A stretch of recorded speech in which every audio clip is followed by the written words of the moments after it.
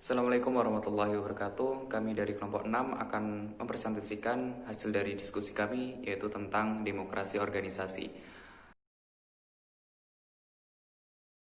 Di mana menurut Stanley Dietz, di sini perusahaan multinasional itu mempunyai kekuatan besar, kekuatan yang dominan di dalam sebuah masyarakat, lebih kuat dari tempat ibadah, keluarga, bahkan negara, di mana dalam konteksnya dapat mempengaruhi kehidupan individu di dalam sebuah masyarakat. Contoh saja perusahaan media massa, televisi. Ketika televisi ini menyampaikan sebuah berita kepada khalayak umum atau masyarakat, pastinya akan menjadi sebuah topik pembicaraan dan ini sangat mempengaruhi kehidupan masyarakat. Kemudian tentang bentuk dominasi. Wacana tentang organisasi menurut Stanley Dietz ini sangat berlawanan dengan nilai-nilai demokrasi, di mana organisasi ini cenderung menjadi bentuk dominasi salah satu pihak. Bentuk dominasi dalam perusahaan itu ada 4. Yang pertama naturalisasi, yang kedua netralisasi, yang ketiga legitimasi, dan yang keempat sosialisasi. Nah, keempat bentuk dominasi ini bersama-sama menghasilkan komunikasi yang terdistorsi, yang artinya menghasilkan komunikasi yang memutarbalikkan fakta gitu. Jadi komunikasi yang terdistorsi itu komunikasi yang memutarbalikkan fakta. Jadi ya kembali ke pengertian tadi yang menurut Stanley Dietz bahwa organisasi di sini cenderung menjadi bentuk dominasi dari salah satu pihak. Mungkin itu saja, terima kasih. Kurang penjelasannya bisa kita diskusikan.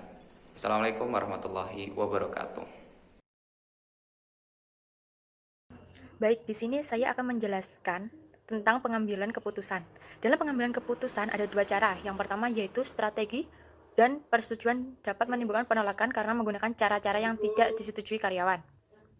Adapun 2 cara terakhir yaitu melalui keterlibatan dan partisipasi dapat membangun lingkungan kerja yang lebih baik. Mari kita analisis 4 cara pengambilan keputusan tersebut satu persatu. Yang pertama yaitu strategi kontrol. Strategi kontrol didefinisikan sebagai overt managerial moves to extend control. Dietz menegaskan bahwa masalah tidak terletak pada individu manajer, tetapi pandangan atau paham mengenai manajerialisme, yaitu wacana yang didasarkan pada logika sistematik, tindakan rutin, dan ideologi yang menghargai pengawasan di atas segalanya. Berbagai bentuk strategi kontrol pada sistem komunikasi organisasi atau perusahaan pada dasarnya menghambat suara atau pandangan karyawan atau anggota organisasi dalam mengatur pekerjaan, dan keinginan untuk melakukan kontrol bahkan dapat melebihi keinginan untuk meningkatkan kinerja perusahaan. Para manajer dihargai dan digaji tinggi oleh pemilik perusahaan karena dapat mengatasi konflik yang muncul dan menjadikan segala sesuatunya berjalan lancar. Yang kedua yaitu tentang persetujuan. Persetujuan sukarela adalah keinginan dari anggota organisasi untuk setia atau loyal terhadap kontrol atau pengawasan yang bersifat tertutup. Dengan demikian, konsep adalah perilaku di mana orang gagal bertindak terhadap apa yang tampaknya menjadi kepentingannya sendiri. Menurut Dietz, manajemen merupakan menuntut kepada karyawan tidak saja kerja dalam kinerja, tetapi lebih dari itu. Manajemen bahkan menuntut agar kesetiaan pada perusahaan lebih diutamakan daripada kesetiaan kepada teman, keluarga, dan kerabat. Yang ketiga yaitu keterlibatan.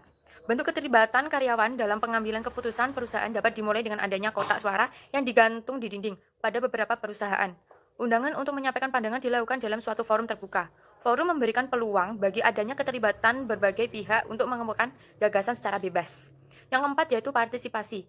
Tujuannya adalah untuk mengatasi adanya kemungkinan untuk terjadinya negosiasi kekuasaan yang bersifat terbuka. Terima kasih. Oke, di sini aku akan menjelaskan sedikit tentang hegemoni organisasi.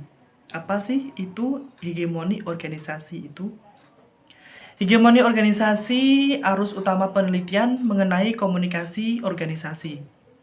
lebih banyak menyoroti fungsi dan struktur organisasi dengan mengutamakan pihak manajemen atau pemilih. Dalam pembahasan mengenai komunikasi organisasi, Denis Mubi mengawali dengan menjelaskan mengenai makna. Ia menyatakan salah satu prinsip penting pendekatan studi kritis adalah bahwa organisasi tidak saja dipandang sebagai tempat pembentukan makan dan netral, suatu pengamatan dan sikap yang mempertanyakan mengenai struktur ideologi, kekuasaan dan pengawasan secara mendalam. Hegemoni jarang merupakan gerakan kekuasaan yang dilakukan secara kasar, tetapi sebaliknya.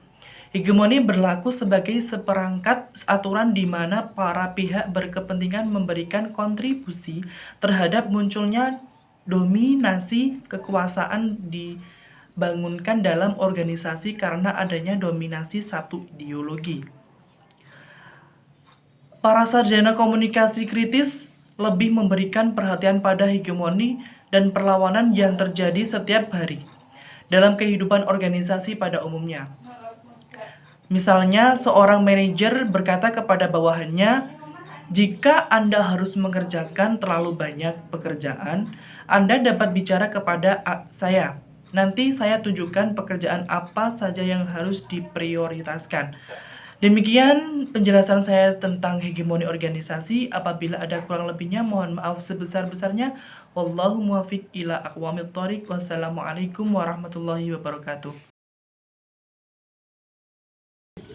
Yang selanjutnya, isu gender. Suatu studi yang dilakukan oleh John Eckert pada tahun 1990 menyatakan bahwa organisasi dibentuk oleh gender. Pandangan John Eckert ini mengalihkan pandangan orang dari isu gender dalam organisasi kepada studi mengenai organisasi yang dibentuk berdasarkan gender. Angela Trethewey adalah seorang pemikir feminisme dalam bidang komunikasi organisasi yang mengemukakan gagasannya mengenai organisasi sebagai tempat atau lokasi berdasarkan gender karena organisasi adalah lokasi yang didominasi oleh hegemonitas kaum pria. Dalam hubungan kerja antara pria dan wanita, misalnya, cara berpakaian dan tindakan yang terlalu menunjukkan aspek kewanitaan sering diinterpretasikan oleh rekan kerja pria sebagai sifat mengundang secara seksual walaupun hanya sebatas teman kerja. Namun demikian tidak berarti wanita harus menghilangkan seluruh daya tarik kewanitaannya. Dan yang terakhir adalah kebisuan. Dalam penelitian Claire, ia menemukan bahwa penolakan atau perlawanan dan penindasan merupakan pasangan suara kebisuan, suatu fenomena komunikasi rumit yang menjaga sekaligus menentang ideologi organisasi yang dominan di mana mereka berada. Contoh kasusnya adalah yang pernah terjadi pada lembaga Akademi Militer West Point di Amerika Serikat, ketika lembaga elit yang menghasilkan para calon pimpinan militer masa depan itu untuk pertama kalinya menerima taruna wanita. Taruna wanita satu-satunya itu harus menerima perlakuan tidak menyenangkan dari para taruna pria yang belum bisa menerima atau menolak kehadiran wanita di lembaga militer yang didominasi oleh para pria.